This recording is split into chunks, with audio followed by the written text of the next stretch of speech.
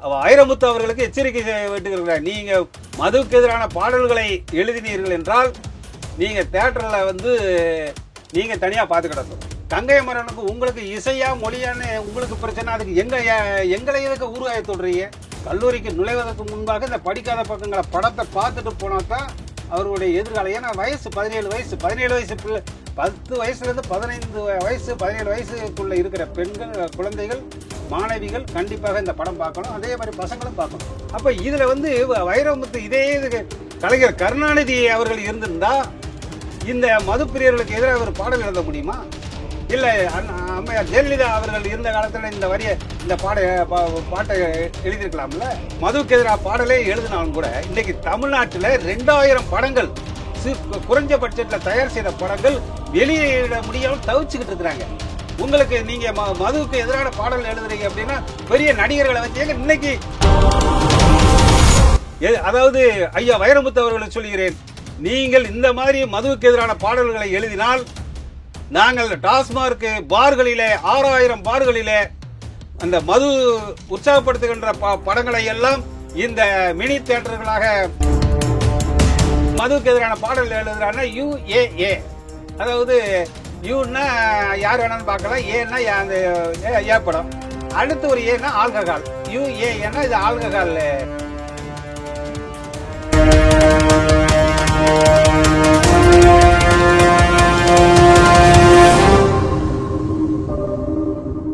Real one media நேயர்களுக்கு வணக்கம். இன்றைய நேர்காணலுக்காக நம்முடன் இணைகிறார் தமிழ்நாடு மதுக்குடிப்போர் விழிப்புணர்வு சங்கத்தின் தலைவர் திரு செல்லப்பாண்டியன் அவர்கள். வணக்கம் சார். சார், கோபமா இருக்கீங்க, உங்க கோபத்துக்கு என்ன காரணம்? 17ஆம் தேதி படிக்காத பக்கங்கள்னு ஒரு திரைப்படம் வந்திருக்கு. இதுவரைக்கும் தமிழ்நாட்டில் எம்ஜிஆர் காலத்திலேருந்து சிவாஜி கணேசன்லாம் வசந்த மாளிகையில் ஒரு கிண்ணத்தை ஏந்துகின்றேன், ஏன் ஏன் ஏன், யாருக்காக, இது யாருக்காக, குடிமகனே பெருங்குடிமகனின், இப்படி பாடல்கள் எல்லாம் கவிஞர் கண்ணதாசன் கோப்பையிலே என் குடியிருப்பு, கோலமையில் என் துணையிருப்புன்னு வெளிப்படையாக பேசி அற்புதமான பாடல்களை எழுதிய இன்றைய காலகட்ட வரை கண்ணதாசனை அடித்துக் கொள்வதற்கு யாருமே கவிஞர் பாடலாசிரியராகவோ கவிஞராகவோ அவரை அடித்துக் கொள்வதற்கு ஆள் கிடையாது. அந்த நிலைமையில இருந்து இன்று வரை இந்த படிக்காத பக்கங்கள் படத்து வரைக்கும் யாருமே டாஸ்மார்க் மதுப்பிரியர்களை எதிர்த்து பாடல் எழுதக்கூடிய துணிவு எந்த பாடலாசிரியருக்கும் எந்த திரைப்பட பாடலாசிரியருக்கும் கிடையாது. இப்போ மெயினாக சொல்ல வர்றது படிக்காத பக்கங்களில் சரக்கு கடை சரக்கு, அதில் என்ன இருக்கு அப்படின்னு வைரவரிகள் எழுதிய எங்கள் வைரமுத்து ஐயா அவர்கள் நம்ம சூப்பர் ஸ்டார் ரஜினிகாந்தை வச்சு பாடல், ஓ கிக்கு ஏறுதே உண்மையெல்லாம் சொல்ல தோணுதே, அந்த மாதிரி அற்புதமாக சூப்பர் ஸ்டார் ரஜினிகாந்தை வச்சு எழுதினார். அதுக்கு முன்னாடி பார்த்தீங்கன்னா கமலஹாசனை வச்சு சிங்காரி சரக்கு நல்ல சரக்கு சும்மா கும்முன்னு ஏறுது கிக்கு எனக்கு, தண்ணியை போட்டால் சந்தோஷம் பிறக்கும், தள்ளாடி நடந்தா உற்சாகம் பிறக்கும், தண்ணி தொட்டி தேடி வந்த கண்ணுக்குட்டினா யார், நம்ம சிவகுமார் நம்ம கார்த்திகை அப்பாவோட வச்சு அந்த சிந்து பைரவியில். அதுக்கு முன்னாடி இளமை ஊஞ்சல் ஆடுகிறதுல அற்புதமான பாட்டு, இனிக்கும் இளமையில் அற்புதமான பாட்டு, கிண்ணத்தில் தேன் வடித்து கைகளில் ஏந்துகிறேன், எண்ணத்தில் போதை வர, இன்னும் என்னென்னமோ போதை வரேன்னு அதில். அப்படி பில்லால் ரஜினிகாந்த் பங்கி அடிச்சேண்டி பான் வீடா போட்டேண்டி சிங்கிள் டபுளாச்சு, இப்படி அத்தனை திரைப்பட பாடலாசிரியர்களுமே அப்படியே எங்களை தூக்கி 1967க்கு அப்புறம் அப்படியே எங்களை உற்சாகமுட்டி 61% பேர் அதுக்கு ஒரு சங்கம் வைத்து தமிழ் வளர்த்த பாண்டிய மண்ணில் இருந்து சங்கம் வைப்பதற்காக மதுப்பிரியர்களுக்காகவே ஒரு சங்கம் வைக்க வேண்டிய சூழ்நிலையை உருவாக்கியது இந்த கவிஞர்கள் தான், திரைப்பட பாடலாசிரியர். இப்போ இந்த படிக்காத பக்கங்களில் சரக்கு கடை சரக்கு, அதில் என்ன இருக்கு அப்படின்னு அந்த பாடலில் வச்சிருக்கிறாரு. அது போக நீங்கள் குடிச்சிட்டு இருந்தால் உங்களை யாரும் மதிக்க மாட்டாங்க, உங்கள் வேஸ்ட்டை வந்தது உங்களுக்கு தெரியாது, கல்லீரலை தின்னும் மதுப்புட்டியே, உன் காசையெல்லாம் பறிக்குது நீ மறந்துட்டியே, இப்படி ரொம்ப, அதாவது மதுவுக்கு எதிரான அப்படியே ஐயா வைரமுத்து அவர்கள் இதுவரைக்கும் எங்களை வைர வரிகள் எழுதி எழுதி எங்களை தூக்கி நிப்பாட்டியவர் இன்னைக்கு எங்களை வைர அளவுக்கு வஞ்சு பாட்டு எழுதியிருக்கிறார். இந்த வேதனையில் தான் இந்த பேட்டியை நான் கொடுத்துட்ருக்கேன். படிக்காத பக்கங்கள் படம் வந்து பார்த்தீங்கன்னா, இன்று முதலாம் ஆண்டு படிக்க +2 முடிச்சுட்டு முதலாம் ஆண்டு படிக்க போகிற பெண்கள், அதாவது குடும்ப பிள்ளைகள், பள்ளிக்கூடம் மாணவர்கள் மாணவிகள் வந்து பார்க்க வேண்டிய படம், குடும்பத்தோடு பார்க்கணும். ஏனென்றால் அதில் அந்த படிக்காத பக்கங்களில் ஒரு பெண் வந்து இந்த கல்லூரி பெண்கள், பள்ளிப்பருவ பெண்கள், முதலாம் ஆண்டு கல்லூரிக்கு நீங்கள் போகிறீங்களோ இல்லையோ, கல்லூரிக்கு நுழைவதற்கு முன்பாக இந்த படிக்காத பக்கங்களை படத்தை பார்த்துட்டு போனால் தான் அவருடைய எதிர்காலம். ஏன்னா வயசு 17 வயசு பிள்ளை, 10 வயசுலேருந்து 15 வயசு 17 வயசுக்குள்ளே இருக்கிற பெண்கள், குழந்தைகள், மாணவிகள் கண்டிப்பாக இந்த படம் பார்க்கணும். அதே மாதிரி பசங்களும் பார்க்கணும், குடும்பத்தோடு போய் பார்க்கணும். அந்த அளவுக்கு படத்தில் வந்து அற்புதமான விஷயங்கள், அதில் நான் மாற்று கருத்து கிடையாது. இந்த சரக்கு கடை சரக்குல அந்த பாட்டை வந்து இப்போ இவரே மது பிரியர்களுக்கு எதிராகவே நீ பாட்டை எழுதியிருந்தா கூட, அந்த பாடலில் வந்து புதுசாக ஒருத்தரை ஒரு 4-5 பேர் தண்ணி அடிச்சிட்டு இருக்கிறாங்க. அப்போ ஒருத்தர் புதுசாக நான் தண்ணி பழக்கம்லாம் இல்லை, குடித்தா எனக்கு வாந்தி வந்துருங்கிறாரு. அப்போ அவர் உடனே ரொம்ப கம்பல்சரியாக குடிக்க சொல்கிறாங்க. ஆனால் அவர் குடிக்க மாட்டேன் அப்படின்ட்டு, சரக்கு கடை சரக்கு அது எதுக்கு அப்படின்னு அவர் பார்த்து இப்படி கையை காமிக்கிறாரு. பின்னாடி பார்த்தா ஒரு கும்பலாக டான்ஸ் ஆட வர்றாங்க. அதில் பார்த்தீங்கன்னா சேலையை கட்டி ஆடுமான்னு சொன்னால் ஒரு மஞ்சள் கலர் சேலை கட்டினது. அது என்ன செய்யுது, அந்த காலத்தில் மேருமலையை கடையிறதுக்கு வாசி பாம்பை வந்து கயிறாக திரிச்சாங்க பாருங்க. இது சேலையை கட்டி ஆடுமான்னு சொன்னால் மஞ்சள் சேலையை அது கயிறாக திரிச்சு நடுவில் போட்டுக்கிட்டு அது ஆடுது. நாங்களே போதை அதாவது இப்போ இங்கே எங்கே இதை எனக்கு எங்கே கோபம் வருதுன்னா, மொழியா இசையா, நீ வைரமுத்துக்கும் நம்ம கங்கை மரனுக்கும் உங்களுக்கு இசையா மொழியான்னு உங்களுக்கு பிரச்சனை, அதுக்கு எங்களை எதுக்கு ஊருவாய தொடுறீங்க? அங்கே வந்துட்டு மாதுவாங்கிற அளவுக்கு இவர் எழுதியிருக்கிறது மதுக்கு எதிரான வரிகளை எழுதியிருக்கிறாரு. அந்த பாடலில் பட காட்சிகளை போய் பார்த்தீங்கன்னா, அந்த குடிக்காதவர் என்ன செய்கிறாரு, மது பிடிக்கல, உடனே அங்கே வந்து பாரு அப்படின்னோடனே அது மஞ்சச்சேலை கட்டிக்கிட்டு மேருமலையை கயிறா தெரிச்ச மாதிரி இது கயிறை தெரிச்சு போட்டுட்டு தொப்பில் காமிச்சிட்டு அங்கே குத்தாட்டம் போடுது. ஏற்கனவே பெண்கள் பிரச்சனை, பல பிரச்சனைகள் ஓடிக்கிட்டு இருக்கு. சவுக்கு சங்கர் பிரச்சனையிலேருந்து பல பிரச்சனைகள் போய்கிட்டு இருக்கு. சிவனேன்னு தண்ணி அடித்தோமா போய் அரசாங்கத்துக்கு 50,000 கோடி வருமானம் கொடுத்தோமா அப்படின்னு போகக்கூடிய நிலைமையில் இசையா மொழியான்னு இவங்களுக்குள்ள பிரச்சனைக்கு எங்களை ஊறுகாய தொட்டு இங்கே பாடல் வரிகளை எழுதி அந்த கோபத்தை எங்கள் மேலே காமிக்கிறாரு. அப்படி பார்த்து இங்கே அது ஆடுற குரூப் டான்ஸ் ஆட பார்த்தா என்ன தோணும், மதுவை தொடுறாங்கிற அளவுக்கு போகும். அப்போ இதில் வந்து வைரமுத்து இதே கலைஞர் கருணாநிதி அவர்கள் இருந்திருந்தா இந்த மது பிரியர்களுக்கு எதிராக ஒரு பாடல் எழுத முடியுமா? இல்லை அம்மையார் ஜெயலலிதா அவர்கள் இருந்த காலத்தில் இந்த பாட்டை எழுதியிருக்கலாம்ல. படிக்காத பக்கங்களில் உள்ள அந்த பாடலை சரக்கு கடை சரக்கு அது எதுக்குன்னா, டாஸ்மாக் கள்ளச்சாராயங்கிறது ஒன்று ஒழிக்கிறதுக்காக 2003 47 வகையான சரக்கை அரசாங்கம் அறிமுகப்படுத்துது. இன்னைக்கு 450 வகையான மதுபான வகைகள் வித்துக்கிட்டு இருக்கிறாங்க. அப்போ சரக்கு கடை சரக்கு அதில் என்ன இருக்குது அப்படின்னு கேட்டீங்கன்னா, அப்போது அரசாங்கம் எதுவும் தெரியாமையா வித்துக்கிட்டு இருக்கிறாங்க? அந்த 450 வகையான சரக்கை நீ டேஸ்ட் பார்த்தா தான் உங்களுக்கு தெரியும். ஆக ஐயா வைரமுத்து அவர்கள் இந்த மதுக்கு எதிரான இதுவரைக்கும் ஓக்கு ஏறுதே உண்மை சொல்ல தோணுதேன்னு எழுதினவர், நான் தான் ஏற்கனவே சொல்லிட்டேனே, பல பாடல்களை எழுதியவர். அதாவது காலத்தால் அழியாத இதுவரைக்கும் எந்த கவிஞர்களும் மதுக்கு எதிராக எழுதுகிற திராணி இருந்ததா இல்லையாங்கிறது தெரியாது, எழுதவே இல்லை. அது நான் சொல்லலை, அவரே சொல்லியிருக்கிறாரு. கவிஞர் வைரமுத்து அவர்களே என்ன சொல்லியிருக்கிறாருன்னா, NS கிருஷ்ணன் வந்து குடிக்கணும், அது தண்ணி ஆகாரத்தை குடிக்கணும் தான் சொல்லியிருக்காங்க. அதுக்கப்புறம் எந்த பாடலுமே வரலன்னு ஐயா கவிஞர் வைரமுத்தே சொல்லியிருக்கிறார். இன்னைக்கு வரைக்கும் பாடல் இல்லைன்ட்டு நீங்கள் வந்து எழுதலாமா? எங்களை உற்சாகப்படுத்தி இன்னைக்கு அரசாங்கத்துக்கு வருமானம் 50,000 கோடி வருமானம் தந்து கொண்டு இருக்கிறவங்க இடையில இப்போ கஞ்சா வந்து கவர்மெண்ட்டுக்கு விரோதமான கஞ்சா விற்பனை அதிகமாக இருக்குங்கிற பிரச்சனை, கவர்மெண்ட்டுக்கு வருமானம் குறையுதேன்னு நாங்கள் அந்த கவர்மெண்ட் இன்னைக்கு விளையாட்டுத்துறையில் கூட மதுபானங்களை விற்கக்கூடிய அளவில் இன்னைக்கு விளையாட்டுத்துறை அமைச்சர் வந்து விளையாட்டு மைதானங்களிலும் மதுபானங்கள் விற்பதற்காக சென்னை உயர்நீதிமன்றத்தில் முயற்சி எடுத்துக்கிட்டு இருக்கிற நேரத்தில் அப்படியே படிப்படி 61% இலக்கை அடைந்தே தீர வேண்டும் என்று அலைஞ்சிட்டு இருக்கிற போது மதுவுக்கு எதிரான பாடலை எழுதுறது வந்து ரொம்ப மனசு வேதனையில தான் இப்போ பேசி. இப்போ வைரமுத்து இந்த பாட்டு எழுதியிருக்காருன்னா தூண்டுதல் யார் பண்ணியிருப்பான்னு நினைக்கிறீங்க? அவரே இது வரைக்கும் எழுதாதவர் இப்போ எழுதியிருக்காருன்னா ஏங்க கங்கை அமரனுக்கும் இவருக்கும் இசையா மொழியான்னா இடையில வந்து எங்களை எங்க இழுக்கணும்? இங்க மதுவா மாதுவா அப்படிங்கிற அளவுல கொண்டு வந்து விட்டுட்டாரு. மதுவுக்கு எதிராக பாடலே எழுதினாலும் கூட இன்னைக்கு தமிழ்நாட்டில் 2000 படங்கள் குறைஞ்ச பட்ஜெட்டில் தயார் செய்த படங்கள் வெளியிட முடியாமல் தவிச்சுக்கிட்டு இருக்கிறாங்க. உங்களுக்கு நீங்க மதுவுக்கு எதிரான பாடல் எழுதுறீங்க அப்படின்னா பெரிய நடிகர்களை வச்சு ஏங்க இன்னைக்கு பெரிய அடுத்து 2026 முதல்வர் ஆகணும்னு சொல்லிக்கிட்டு இருக்கிற கூட மிகப்பெரிய நடிகர் என்ன சொல்றாரு?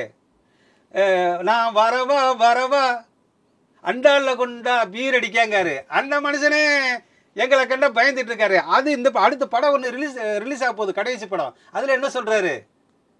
வர ஆரம்பிக்கட்டுமா, அதாவது கேம்பெயினா சாம்பியனான்னு ஆரம்பிக்கவாங்காரு. இது கேம்பெயினா? இல்லை நான் சாம்பியனை சொன்னேன் அப்படிங்கிறாரு. அவரே எங்க தள்ளாடிக்கிட்டு இருக்கிறாரு கேம்பெயினா சாம்பியனான்னு. அதுலேயே ஒரு வரியை கொண்டு இருக்காங்க, குடிமகன்கள்லாம் எங்க பின்னாடி இருக்காங்க அப்படிங்கிற வரியெல்லாம் இப்போ வரப்போகிற படத்தில் சொல்லியிருக்கிறாங்க.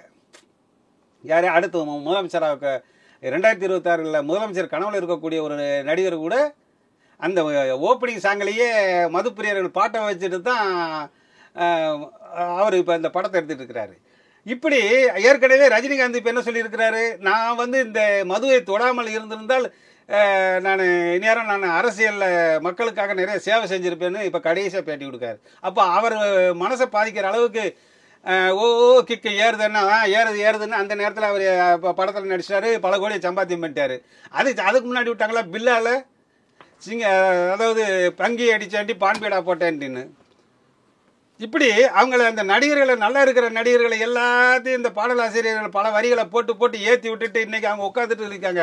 நம்ம தண்ணி அடிக்காமல் இருந்தால் நான் முதலமைச்சராக இருப்பேன், மக்களுக்கு சேவை செஞ்சிருப்பேன்னு பாவம் சூப்பர் ஸ்டார் வந்து பேட்டி கொடுக்குறாரு. இவர் அடுத்து முதலமைச்சராக போகிறவரு நான் சாம்பியனை ஆரம்பிக்கட்டுமா இல்லை கேம்பெயினை ஆரம்பிக்கட்டுமான்னு அவரும் இப்போ கேள்வியை தான் கேட்டுக்கிட்டு இருக்கிறாரு. ஆக தெளிவாக இருக்கணும்னு சொன்னால் நான் என்ன சொல்றேன், ஐயா வைரமுத்து அவர்களுக்கு பணிவோட வேண்டிக் கொள்வது, நீங்க வந்து எதிர்ப்பாக எழுதுங்க. அதாவது தமிழ்நாட்டில் 1500 தியேட்டர் இருக்கு. தியேட்டரில் வந்து பெரிய படங்கள், பெரிய நடிகர்கள் நடித்த படங்களுக்கு வந்து இரவு காட்சிகளை வச்சுக்கோங்க. இப்போ புதுசாக வரக்கூடிய 2000 படங்கள் வந்து இன்னைக்கு வெளியிட முடியாமல் பல லட்சம் தொழிலாளர்களும் தொழில்நுட்ப கலைஞர்களும் கேமராமேன்கள் பல பேர் கஷ்டப்பட்டு எடுத்த பல கலைஞர்கள், ஆர்வத்தோடு வரக்கூடிய இளைஞர்கள் வந்து படம் எடுத்து வெளியிட முடியாமல் தவிச்சிட்டு இருக்கிறாங்க. அவங்களுக்கு வந்து அதில் டாஸ்மார்க் மது பிரியர்களுடைய உற்சாகப்படுத்துகிற அளவுக்கு எடுத்திருக்கிற படங்களை எல்லாம் எங்கள் பகல் காட்சியில் எங்களுக்கு கொடுத்துருங்க. பகல் காட்சியில் டாஸ்மார்க் மது பிரியர்கள் வந்து தியேட்டரில் பார்த்துட்டு போட்டோம். பார்களில் பார்த்தீங்கன்னா 6000 பார் இருக்குது தமிழ்நாட்டில். 6000 பார்களில் வந்து பெரிய பெரிய மினி திரைகளும் இருக்குது, பெரிய பெரிய டிவிகளும் இருக்குது. அங்கே வந்து நாங்கள் கிரிக்கெட் மேட்ச் ஓடுதில்ல, கிரிக்கெட் மேட்ச் நடக்கக்கூடிய அத்தனையும் அங்கே பாரில் உட்காந்துக்கிட்டு தான் கிரிக்கெட் மேட்ச் பார்க்கும். அங்கே ஏதாவது அசம்பாவிதம் நடந்திருக்கா? எவனாவது போய் திரையை கழிச்சானா இல்லை டிவியை உடைச்சானா? கிடையாது. ஆக அதாவது ஐயா வைரமுத்து அவர்களை சொல்கிறேன், நீங்கள் இந்த மாதிரி மதுவுக்கு எதிரான பாடல்களை எழுதினால் நாங்கள் டாஸ்மார்க் பார்களிலே 6000 பார்களிலே அந்த மது உற்சாகப்படுத்துகின்ற படங்களை எல்லாம் இந்த மினி தியேட்டர்களாக பார்கள் எல்லாம் இன்னைக்கு உருவாயிருச்சு. எல்லாம் பார்த்தீங்கன்னா இன்னைக்கு கல்யாண மண்டபம் வந்து என்னைக்காவது தாலி கட்டுறானா தான் சிக்கிச்சுக்கிட்டு இருக்கும். இன்னைக்கு பார்கள் தமிழ்நாட்டில் உள்ள 6000 பார்கள் எந்த தெருவுக்கு போனாலும் சீரியல் செட்டு போட்டு அப்படியே ஜெகஜோதியாக வச்சிருக்கிறாங்க. ஆக அதில் வந்து புதுசாக வரக்கூடிய புது படங்கள், புது இளைஞர்களால் உருவாக்கப்பட்ட படங்கள், அதிலேயே மதுபானங்கள் பாடல்கள் உற்சாகப்படுத்துகிற படங்களை உடனடியாக இந்த ரியல் ஒன் மீடியா வாயிலாக கேட்டுக்கொள்கிறேன். எங்கள் ஐயா மதுவிலக்குத்துறை அமைச்சர் அவர்களை பணிவோடு கேட்டுக்கொள்கிறேன். இந்த பார்களிலே பெரிய பெரிய டிவி திரை, மினி திரை இருந்ததுன்னா இனிமே உடனடியாக இந்த வெளியிட முடியாமல் இந்த படிக்காத பக்கங்கள்லாம் இன்னைக்கு அருமையான படம் இதெல்லாம் ஒரு நாள் 6000 பார்களில் ரிலீஸ் பண்ணால் போதுங்க. அந்த மினி தியேட்டர் மாதிரி அமைச்சிட்டு அதில் ரிலீஸ் பண்ண உனக்கு பாட்டிலுக்கு அரசுக்கு வருமானம் வந்துடும். கூட ஒரு 50 ரூபா போட்டீங்கன்னா அழகாக அந்த படத்தை பார்த்து போயிடுவான். 6000 கிட்டத்தட்ட கட்சி கொடி இல்லாத கிராமங்கள் இருக்கலாம், கட்டிங் போடாத கிராமங்கள் கிடையாது. நாங்கள் கோட்டையில் கை வைத்தால் யாரும் கோட்டையில் கொடியேற்ற முடியுங்கிற அளவுக்கு நாங்கள் இருக்கோம். கிட்டத்தட்ட 61%, 8 கோடி ஜனத்தொகையில் ஒரு 4 கோடி பேர் இருக்காங்க. 4 கோடி பேரில் 2 கோடி பேர் தினம் தண்ணி அடிச்சுக்கிட்டு இருக்கிறான். அந்த 2 கோடி பேர் ஒரு படத்தை பார்த்தாவே வெளியிடப்படாமல் தவிச்சுக்கிட்டு இருக்கிற அத்தனை படங்களும் ரிலீஸ் ஆயிரும். பார்கள்லேயே ரிலீஸ் பண்ணிட்டு போயிடலாம். நீ ரொம்ப இந்த மதுக்கு எதிரான மது தீமையானுங்கிற படத்தை பெரிய பெரிய நடிகர்களை வச்சு நீ திரையரங்குகளை வெளியிட்டுக்கோங்க. இப்போ வைரமுத்து குடிக்காதீங்க, குடிச்சா இப்படிலாம் நடக்கும் அப்படி சொல்றதுக்கு ஒரு அறிவுரை தானே சொல்றாரு. அதை என்ன தப்பு? ஏங்க அரசாங்கம் 2003 கடையை திறந்து அது அதிமுகவா இருந்தாலும் திமுகவாக இருந்தாலும் என்னைக்காவது யாராவது மூடி இருக்காங்களா? 500 கடையை மூடி இருக்காங்கல்ல. எங்க அவரு எடப்பாடி மூடினார், இவர் மூடினாரா? இவர் ஆரம்பத்துல வந்து ஒரு 500 கடை அந்த கடையை மூடினாரு, அந்த டோரை மூடினாரு. இந்த டோரை திறந்தது உங்களுக்கு தெரியுமா? அந்த தெருவில் உள்ள டோரை மூடினார், இந்த தெருவில் அந்த டோரை திறந்தது உங்களுக்கு தெரியுமா? அதனால இந்த கேப் மாதிரி முள்ள மாதிரி எல்லாம் நாங்கள் பார்த்துக்கிட்டு தான் இருக்கோம். ஆக ஏன்னா இல்லை குடிகாரம் பேச்சு இனி என்ன வேணாலும் பேசிட்டு போ. அரசாங்கத்துக்கு வருமானம் யாருக்கு கொடுக்கறது?